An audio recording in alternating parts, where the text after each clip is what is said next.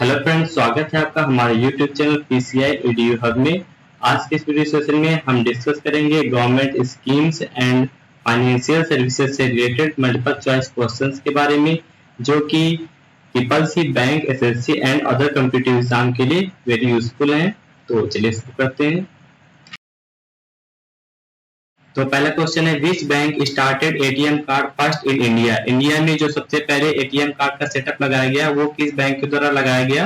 तो यहाँ पे 4 बैंकों के नाम दिए गए हैं, ICI, HDFC, HSBC and SBI. तो इसका जो करेक्ट आंसर होगा वो होगा सी, एचएसबीसी।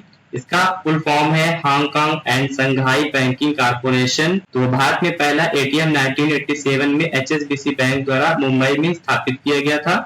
नेक्स्ट क्वेश्चन है, highest currency note ever printed by RBI is. RBI द्वारा प्रिंट किया गया सबसे हाई अमाउंट का रेट करेंसी कौन सी थी।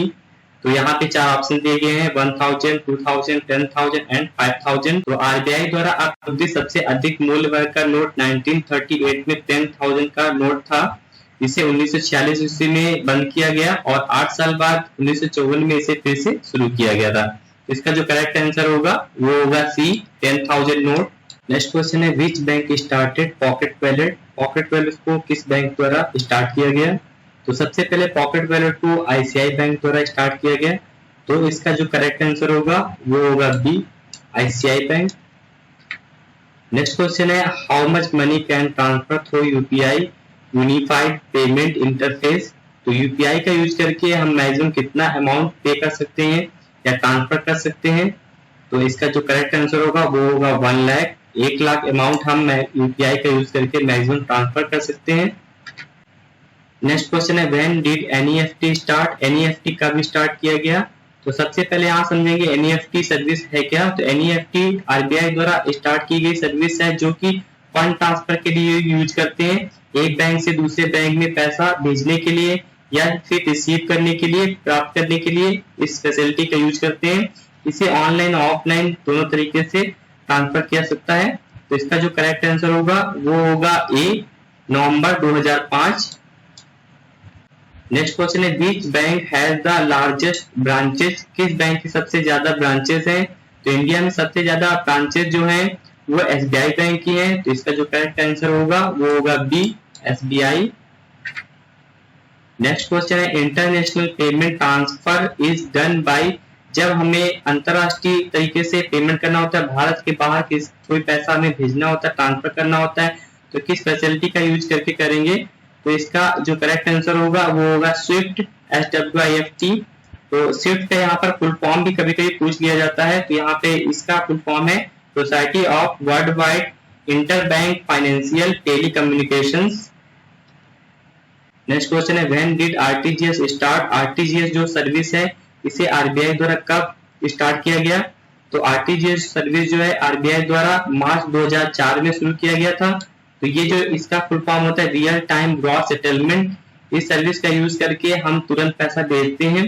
तो इसका जो मिनिमम अमाउंट होता है वो होता है 2 लाख। 2 लाख के यूज करके 2 लाख से जब हमें अपर जो भी पैसा भेजना होता है तब हम इस सर्विस का यूज करते हैं।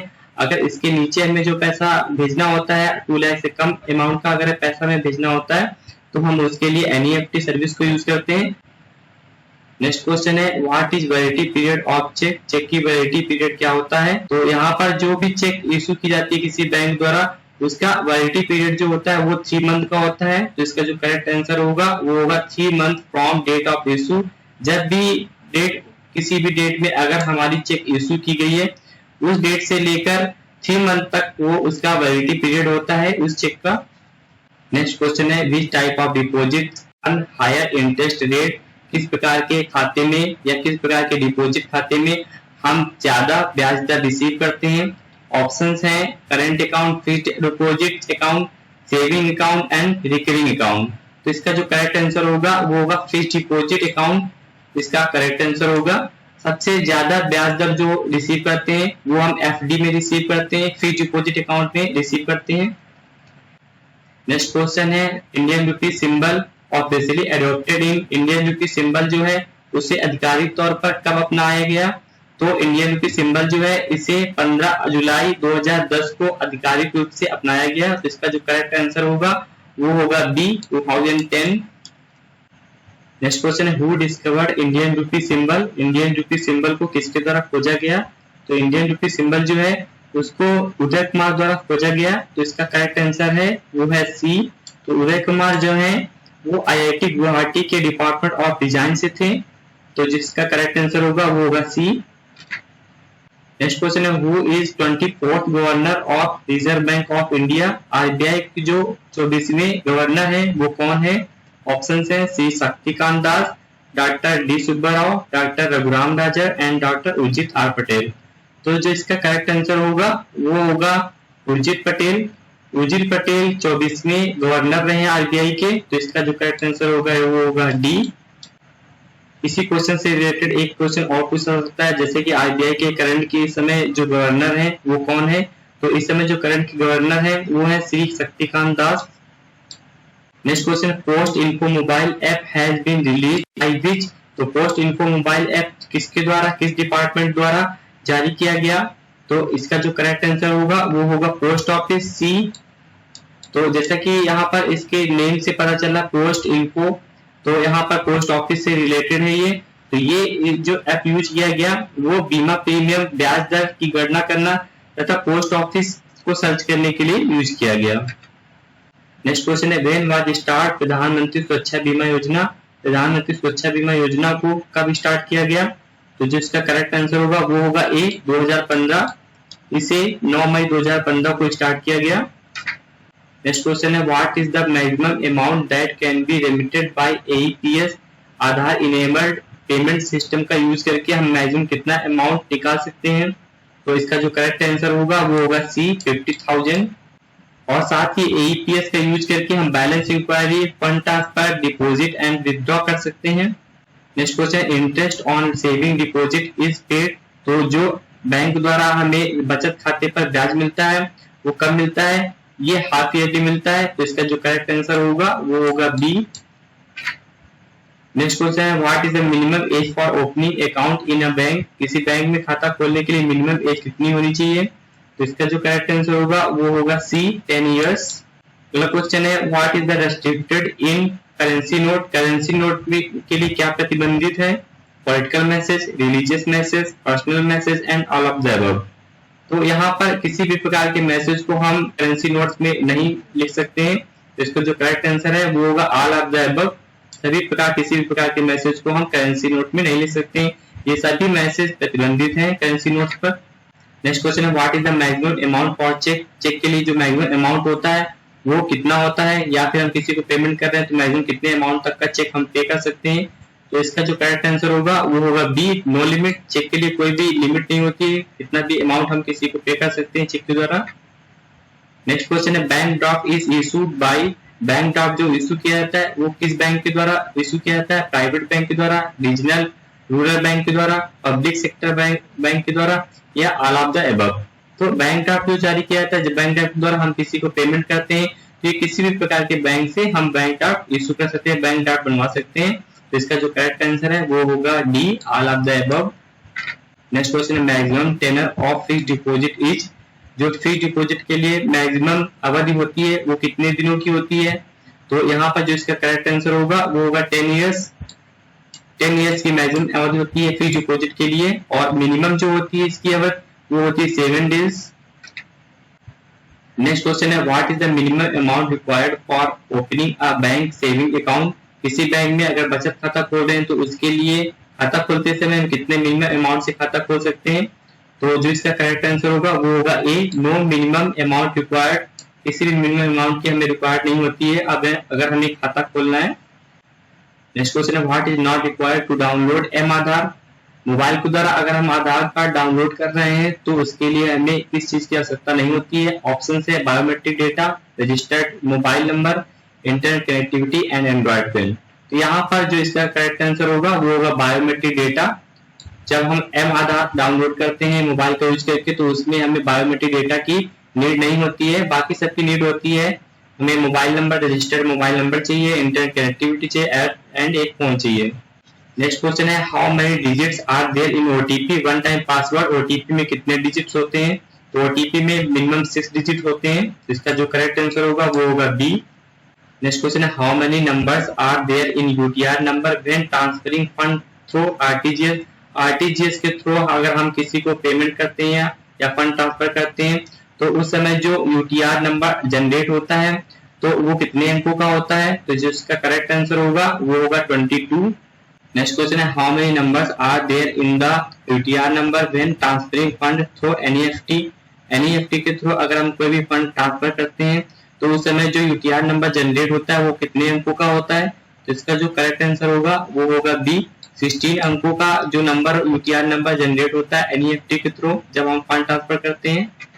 नेक्स्ट क्वेश्चन है IFSC code consist of how many digits. Bank का जो आईएफएससी कोड होता है वो कितने डिजिट्स का होता है, तो जो बैंक का आईएफएससी कोड होता है वो 11 अंकों का होता है, तो इसका जो करेक्ट आंसर होगा वो होगा सी। तो बैंक के आईएफएससी कोड में स्टार्टिंग के 4 जो डिजिट्स होते हैं वो कैरेक्टर फॉर्मेट में होते हैं जो कि किसी बैंक को आइडेंटिफाई कराते हैं, जिससे पता चलता है कि किस बैंक का जो आईएफएससी कोड है। एंड 5th नंबर पे जो डिजिट होता है वो न्यूमेरिक फॉर्म में होता है एंड लास्ट के 6 डिजिट जो होते हैं वो रिप्रेजेंट करते हैं बैंक की ब्रांच को।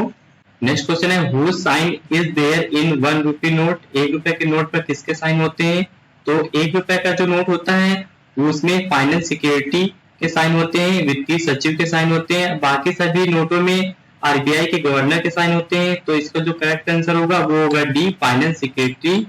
नेक्स्ट क्वेश्चन है who is the finance minister of India in present time. Present time के जो फाइनेंस मिनिस्टर हैं इंडिया के वो कौन है, तो इसका जो करेक्ट आंसर है वो है Nirmala Sitharaman.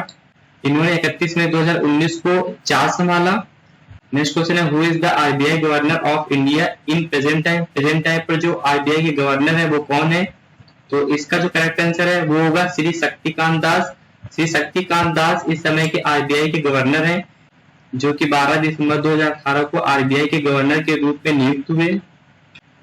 How many digits are there in ATM card. ATM card में कितने डिजिट होते हैं या एटीएम कार्ड का जो नंबर होता है वो कितने डिजिट का होता है, तो जो इसका करेक्ट आंसर है वो होगा बी, 16 डिजिट्स। नेक्स्ट क्वेश्चन है who issues Aadhaar card. Aadhaar card को कौन इशू करता है, तो आधार कार्ड जो इशू करता है वो है यूआईडीएआई, तो इसका जो करेक्ट आंसर है वो होगा सी। कभी कभी यूआईडीएआई का फुल फॉर्म पूछ लिया जाता है, तो इसका जो करेक्ट फुल फॉर्म है वो है unique identification authority of India. Next question है in which type of account bank does not pay interest. किस प्रकार के खाते में बैंक हमें किसी प्रकार का कोई भी ब्याज नहीं देता है, तो जो इसका करेक्ट आंसर होगा वो होगा करंट अकाउंट, चालू खाता। तो चालू खाता बिजनेस के लिए यूज किया जाता है जिसमें कितने बार भी निकासी की जाए पैसा निकाला जाता है या फिर जमा किया जाता है, तो इसलिए यहाँ पर किसी प्रकार का कोई भी ब्याज नहीं मिलता है।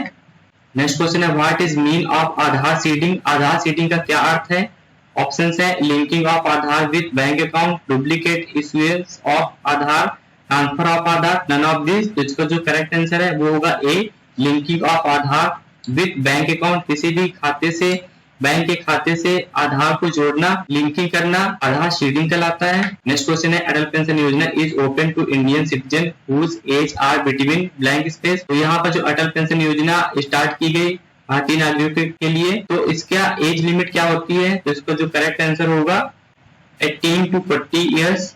नेक्स्ट क्वेश्चन है इन प्रधानमंत्री मुद्रा योजना अंडर द शिशु category loan amount is blank space. तो यहाँ पर जो प्रधानमंत्री मुद्रा योजना है, इस मुद्रा योजना के तहत हम यहाँ पर लोन ले सकते हैं, जो बिजनेस छोटे बिजनेस के लिए लोन लिया जा सकता है। तो इसके लोन को 3 भागों में डिवाइड किया गया है, 3 कैटेगरीज में डिवाइड किया गया। तो फर्स्ट कैटेगरी जो है वो है शिशु कैटेगरी। तो शिशु कैटेगरी के तहत 50,000 तक का लोन लिया जा सकता है, और किशोर कैटेगरी के तहत 50,000 से लेकर 5 लाख तक का लोन लिया जा सकता है, और तरुण कैटेगरी के अंदर 5 लाख से लेकर 10 लाख तक का जो लोन होगा वो ले सकते हैं। तो जो इसका करेक्ट आंसर होगा वो होगा 50,000 बी।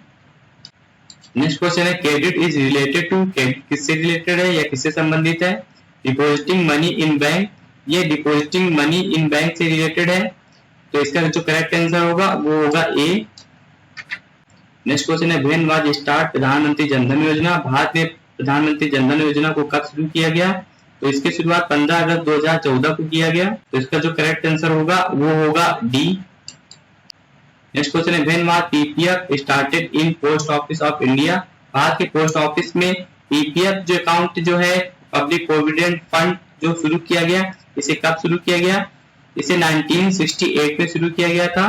तो इसका जो करेक्ट आंसर होगा वो होगा बी, जो कि वित्त मंत्रालय के राष्ट्रीय बचत संस्थान द्वारा स्टार्ट किया गया था। तो फ्रेंड्स, अगर आपको ये वीडियो अच्छा लगा हो तो please like, subscribe and share करें और साथ ही साथ बेल आइकन प्रेस करें, जिससे हमारे चैनल के न्यू वीडियोस के नोटिफिकेशन मिलते रहें। तो मिलते हैं नेक्स्ट वीडियो में, एंड थैंक्स फॉर वॉचिंग।